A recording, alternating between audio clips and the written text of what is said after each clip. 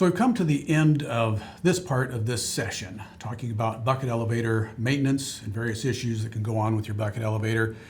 And I know that hopefully there's going to be some good questions in the question and answer time. But just a couple more photos, actually 3 to show you here. The first one is a new facility, just started up. Everything's in place. The bins have been installed, the handling equipment, the bucket elevators, the concrete's been poured, and you've got that new concrete smell. Anyone that's been on a construction site knows what that's like, and it's just incredible. Start up the bucket elevator and you think things are going to go great, and they're breaking buckets. Now, since they happen to be Maxi-Lift buckets, we want to do whatever we can to help in that situation. So in coordination with ourselves and the bucket elevator manufacturer and the millwright and the owners of the facility, we all talk about what's the situation, what can be done, what is the cause of the problem here. And ultimately ended up being belt tension. When the belt was finally tensioned correctly and ultimately at the level it needed to be, there was no more buckets being broken. That was a good situation.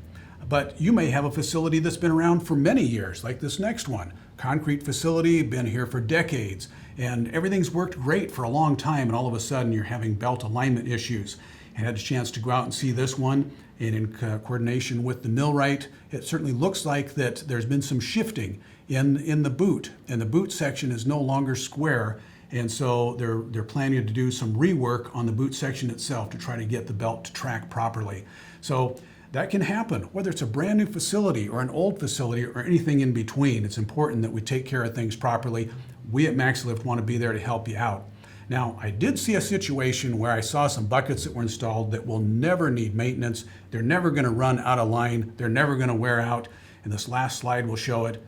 That's the wall of buckets at VAA Engineers in Plymouth, Minnesota. Pretty incredible. Not too often that you get to see a situation where all of these beautiful buckets are going to stay in that pristine condition for as long as they decide to leave them up there.